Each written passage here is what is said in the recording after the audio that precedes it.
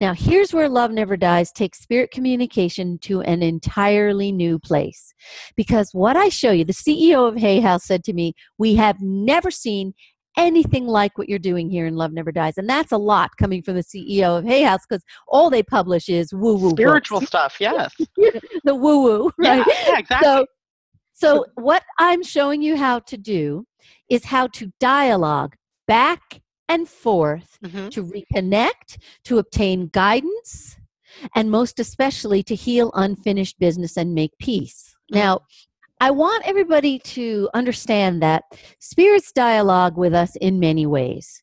Now, obviously, they communicate through dreams. Many people know that they get messages dialoguing in dreams, and they will often communicate through mind melding or thought induction, where they put a thought in our minds and it just comes out of nowhere.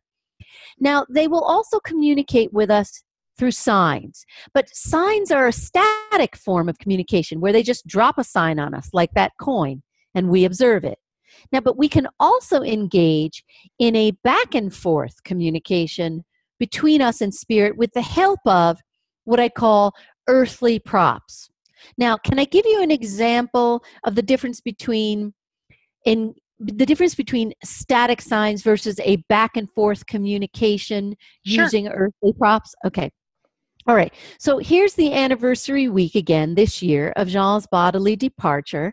And I went to my chiropractor, and Teresa, the secretary, is at the reception desk, and we're alone in the office. And I say to her, this is the anniversary week of Jean's bodily departure, and I'm giving my first talk about Love Never Dies. At that moment, I smell gardenias. Now that's a sign. Now, I do not say a word. Teresa says to me, Jamie, do you smell gardenias? No flowers in sight, right? Nothing. No flowers, not at all. I said, Teresa, that's a scent called the scent of sanctity, and Jean is giving us both a sign that he is here. So he dropped a static sign on me and on her, and he gave it to her as well to validate I smelled him right. Okay. So now, the next day, I saw a patient who needed to reconnect with her sister in spirit. So I told her the story about the scent of gardenias. Now, at that moment, I heard Jean speak to me, and he says to me, but I wish I could give you a bouquet of roses like I always did. Now, he was talking to me. He was dialoguing with me by inducing that thought in my mind. Now, at this point, the patient abruptly sat up, and she said, Jamie, do you smell roses? Now, in this manifestation, he put the thought and the scent of roses in her mind to facilitate a back and forth dialogue between him and me. So he used her as a human open vessel to let me know that I had heard him correctly, right? Because I heard him say, I wish I could give you roses. So he used her to dialogue with me, saying, she smelled the roses. You heard me right. I wanted to give you roses. And he also put that scent in her mind so that she would be more confident in her ability to hear spirit so that she could reconnect with her sister. Now, I want to give you another example of how spirit dialogues with us, not only using humans who are open vessels, again, a human who is willing to be used in the service of love, but also, well, this is a simple example of using a human to dialogue with me because she's an open vessel. Okay. My friend Anne, she's taking me to dinner, and before she arrives, I say out loud to Jean, I love when Anne comes to take me to dinner because it feels like you're coming home to me. These are the words I used, because she allows you to speak through her. 2 seconds later, the door opens, and it's Anne. She says, honey, I'm home. She claps a hand over her mouth in embarrassment. She says, what an awfully insensitive joke. I said, Anne, that was not an insensitive joke. Jean was dialoguing with me using you as an open vessel. He was saying, I heard you say, it feels like I'm coming home to you. And I had Anne repeat, honey, I'm home. Now, that is an incredible example, right, of dialoguing through the open vessel. Now we go to dinner. Now, you have to know Anne is stoical. She would not cry if her kid was run over by a bus. That's Anne. All of a sudden, I see her starting to cry. She gets that glazed expression like the chipmunk did, And now she starts to speak, and she says, "You look so beautiful tonight. I wish I had a camera." Now, nobody but me knew that Jean used to say those words to me when we would go out to dinner. Oh, yeah. So he was using her to dialogue with me. She said the words. Now, here's a really great example of how dialoguing can occur not only through humans who are being used as open vessels, but also through earthly props, which are usually electronic devices. Okay? Okay. So it was just a couple months ago. I did the Coast to Coast show, and a man named J.C. Gold, who is a medium who's able to get messages from your loved ones, living or in spirit, and he actually can draw them and illustrate them. So this guy heard me on Coast to Coast, and he reached out to me, and he said, "Your husband is coming through to me. He's bursting my brains with messages for you." I thought, oh boy, you poor man, because when Get a Jean, notepad, get ready to go. it's intense, right? So JC tells me that it's the week of Valentine's Day, and he says that he is sitting with his hands resting in his lap when he hears Jean say to him, "Send Jamie the peach rose for Valentine's Day." Now, send her the photograph of the peach rose. At that moment, with his hands in his lap, JC says that a menu opens up on his computer of all of his wife's professional photos. She's a professional photographer. And then Jean opens a photograph of a peach rose. Can you imagine? I can't, Now, but I can't imagine what other people might think. It's unbelievable. Now, he says, then Jean opens the caption of the photo, which says, "Peaches and cream." Now, the night before, JC had written to me and said, "Jean wants you to know your time is now." To which I had written back, "Jean always told me the cream rises to the top." So the photo was a peach rose because Jean gave me peach-colored roses. No one knew this. And of course, the cream rises to the top. So peaches and cream. Peaches and cream. So, there you go. So the point of all this is I show you how to be open to all the ways that they dialogue with us through human open vessels, through earthly props. And so what then I show you to do is learn how to dialogue back and forth with them. So, because here's the thing, millions of people worldwide harbor unfinished business with someone. Yeah. I mean, that's this the is just grief. universal. That's the grief, I think, when people Absolutely. pass away and they've got something left over, something hanging Absolutely. And the thing is, traditional Western therapy tells you if you didn't work it out before, you're SOL. Well, yes, right, you're done. Thankfully, Love Never Dies shows you that it is never too late. And in fact, you often have to wait until a loved one is in spirit to work it out. What I do is I show you how my meditation for making contact. I show you how to go into a special trance. I show you how to dialogue back and forth in writing or using a tape recorder. And then I show you how to get guidance, just resume a relationship, or if need be, resolve unfinished business. Now, as I said a second ago, we often have to wait until they're in spirit form to work it out because it's in spirit form that they are more evolved, and in spirit form they see how they screwed up with us. Right. Now, how did I learn this? This was mind-blowing. It was 1 week after Jean left his body, and I had to take the car in for repair. Jean did the car thing, so they didn't know me. I go in and I introduce myself to Debbie, and I say Jean left his body due to a bee sting, and she says I'm a widow too. At that moment, Debbie's husband in spirit came pounding through me to get to her. He said, "Tell her to stop making the same mistake that I did with our son because she is now creating the same power struggle." Well, that blew my mind because what he's saying is I had to leave my body to realize how I was messing up, and now I'm telling you don't do what I did. Well, that blew my mind, right? Now, here's the other thing. They need us to help them evolve spiritually. Now, we not only need to work it out with them, they need to work it out with us. So now, it's a two-way street kind of thing. A two-way street. Yeah. And they are desperate to help us work it out with them, not only for our own sakes, because they are living in love and they want us to be in peace and they want us to be healed, but they also need us to help them. Now, how did I figure this out?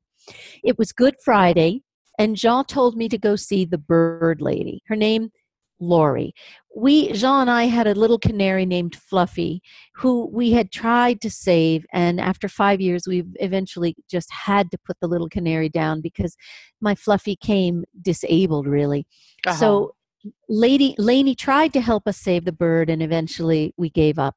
I did not know Lainey personally. I didn't know anything about her, but I was sent to her on Good Friday. I walk in the door, and as I walk in the door, Lainey says to me, you see this little Gouldian finch in the cage right here? That bird is going to be dead by nightfall because she hasn't eaten for 2 days. And little birds like this, if they don't get that nourishment, they can't sustain themselves. So I said to her, would it be okay if I try to help the bird? And she says, sure, go ahead. I walk over to the cage. I press my cheek to the bar. Now, normally a bird would be freaked out by that. But this bird was not freaked out. Now I began to speak out loud. Now I'm energetically communicating with the bird, but I'm saying out loud what I want the bird to know because I want Lori to hear. So I say to the bird, I want you to go down to your seed bowl right now and I want you to eat. The bird instantly obeys me and goes down. Now the bird starts scarfing up seeds like a little mini vacuum. The more the bird scarfs up the seeds, the stronger the bird gets. The bird starts chirping. The bird starts flitting. But now I realize that there are spirits surrounding Lori and this bird. The first spirit I can tell is a mother spirit. Now, I don't know if Lainey's mom and dad are in spirit or not. I just know that the mother spirit is saying to Lainey, I am so sorry I didn't protect you from him. I'm sorry I was such a weakling. So I say this out loud, and Lori says, that's my mother. She always called herself a weakling. At this point, I look over at the bird, and the bird is kind of craning her neck upward, and she's looking very distressed again, and she's not eating. And now I realize it's this other spirit that was making this little bird sick. So I say to her, don't worry about this spirit. Just go back to eating. I'm going to help Lori with this spirit. You go eat. The bird goes back to eating. Now I hear the other spirit, the father. And he points my eyes in the direction of the ceiling where I see a purple witching ball. And I'm very confused. Why am I being pulled to this? Because I know I owned a ball like this. Did I give it to her as a gift? I ask her. She says, no, I bought it for myself, for protection. Her father in spirit, through clairsentience, was pulling me to look at it so I would open the subject of protection. Now he says, you don't need protection from me. I can't hurt you anymore. And he says, I am begging you to confront me about how I molested you because you are still living in fear like a frightened little girl. And she was saying that she was scared to death of him. And he said, you're still in fear. You haven't resolved this, and I want to help you resolve this. And my spiritual development requires you to confront me about what I did to you. I can't rest in peace until you make me face it. So that's when I realized. And you're saying this to her. Is that what you're having the conversation with her, but it's coming from the spirit? Yeah. Yes, and she is confirming, yes, I'm scared of him, and we are talking to him, and by the time I leave, she's not so scared of him anymore. Yeah. Yes. And so this was a good example of how we dialogue back and forth. The bird is okay now. Made it. The bird. Yeah. Yeah. So, the neatest part of all, what is Love Never Dies about? I talk about what is our purpose on earth. And that is, we all know, to perfect our ability to love ourselves and others, right? Correct. This life is our love lab. But obviously, we can't love others if we don't love ourselves. Now, I am living proof of the challenge. How do you love yourself when you were raised in a really crazy, dysfunctional family? Because I talk about this in Love Never Dies. I was beaten physically. I was beaten verbally. And my problem was that I continued to hear my parents' really mean voices tearing me down in my head. And this went on my entire adult life. Yeah. And even though Jean loved me in such an unearthly way, their voices persisted. Now, after Jean left his body, I went to my professional group one day and I just said, I am so distressed. I am so desperate. I can't get my parents to stop torturing me and putting me down and tearing my self-esteem down. And everybody in the professional group, top analysts, said, well, just have our voices yell louder and have us out yell them. And that never worked. That's the traditional therapy party line, but it never worked. So now I go home and I'm begging Jean, I'm desperate, please help me heal this. All of a sudden, Jean appears to me in a visitation, and he is the embodiment of love. He is surrounded in golden light. He takes my face in his hands, and he turns my face toward him and the light. And he says to me, listen, listen, listen to me, Jamie. Allow my love to enter you. And what I realized in this moment was, now that Jean was freed from the vessel of his physical body, his spirit, his love for me could enter me unimpeded in a way that it could never do when he was living in a body. And in that instant, this tidal wave of love, Jean's love for me, became my own self-love. He filled every crevice of my soul, and I was filled with self-love.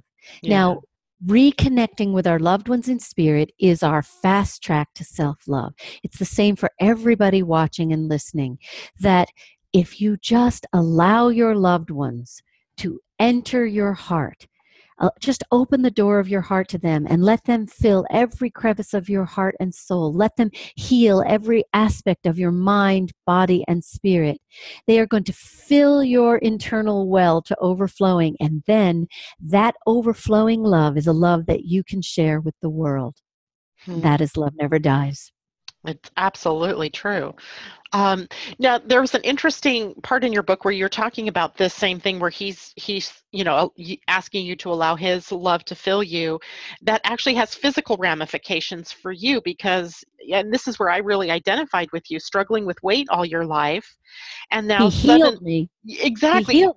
His love heals you because it was this self-love piece that was causing some of the issues, the protection. Right. Well, it was sort of like what, I tell my story because I was born 3 months early. Mm-hmm. And I was only 2 pounds. And then I spent the first 3 months in a preemie nursery.